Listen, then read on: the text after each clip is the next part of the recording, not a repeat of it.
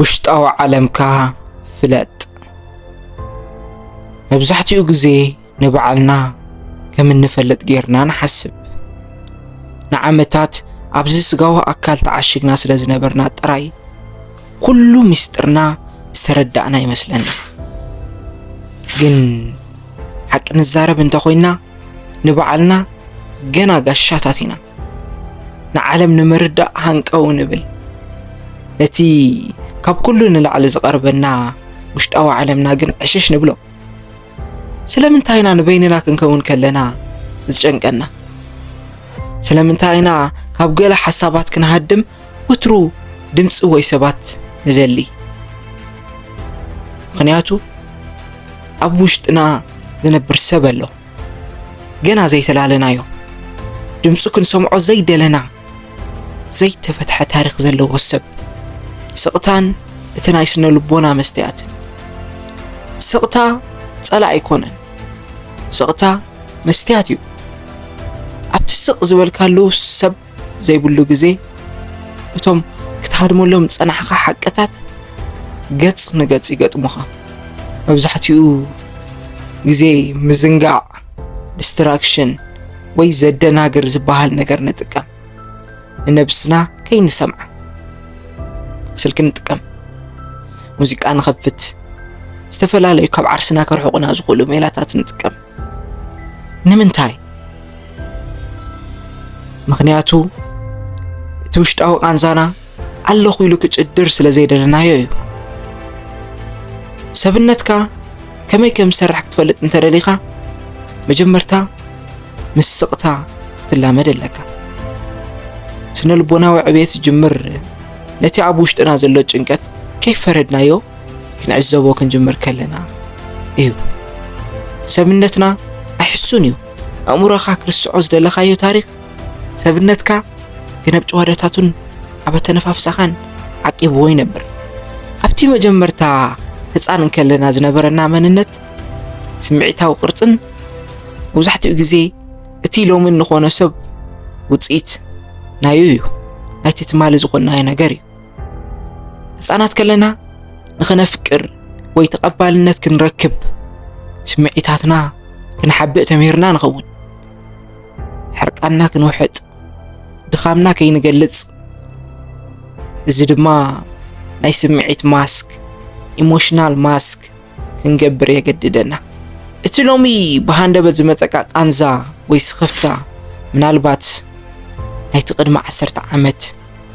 ዕሽሽ ዝበልካዮ ህፃን ድምፂ ይኸውን ቁስሊ ክሓዊ እንተኾይኑ ክንሪኦ ኣለና ስነ ልቦናዊ ብስለት ማለት ነቲ ዝጓዳእ ውሽጣዊ ኣካልና መሊስና ክነሓቅፎ ክንጅምር ከለና እዩ ንሕና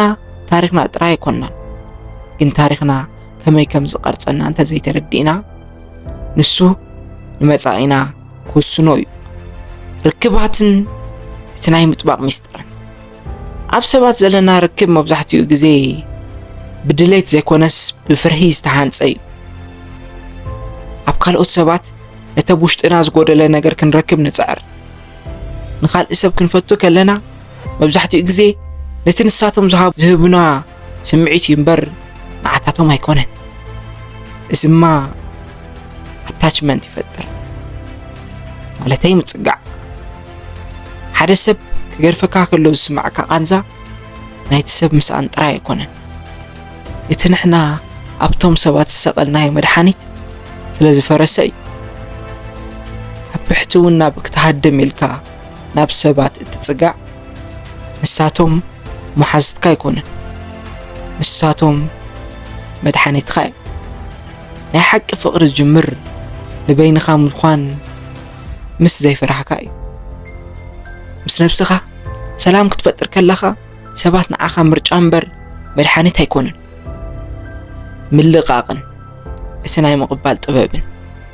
ግዜ ይሓልፈሎ ይበሃል ግን ግዜ ኣይኮነን ዝሓልፍ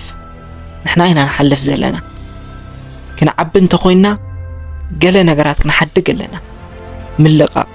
ዲታችመንት ማለት ዘይምግዳስ ማለት ኣይኮነን ምልቓቕ ማለት ነቲ ክትቆፃፀሮ ዘይትኽእል ነገር ኢትካ ሂብካ ምቕባል ህይወት ብውሕጅ ክትወስድ ከላ ምምካር ዘይኮነስ ምስቲ ውሕጅ መኻድ እዩ እቲ ብልሒ ኩሉ ነገር ግዝያዊ ምዃኑ ምርዳእ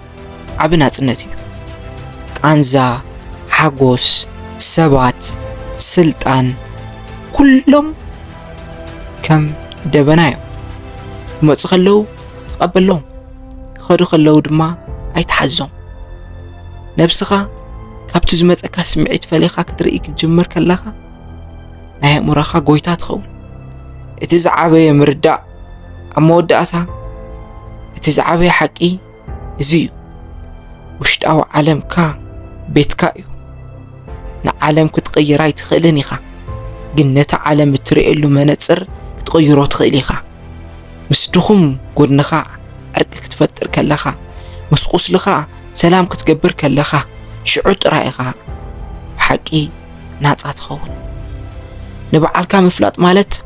ኩሉ ሕቶታት ምምላስ ማለት ኣይኮነን የግዳስ ምስቶም ዘይተመለሱ ሕቶታትካ ብሰላም ምንባር ምኽኣል እዩ ንበይንኻ ክትከውን ከለኻ ኣይትፍራሕ ምኽንያቱ ኣብቲ ስቕታ እዩ እቲ ናይ ሓቂ ንስኻ ዝርከብ ናይ ሎሚ ትሕዝቶ ነዚ ይመስል ክሳብ ቀጻሊ ብኻሊእ መሃሪ ትሕዝቶ ንራኸብ ሰሰና እዩ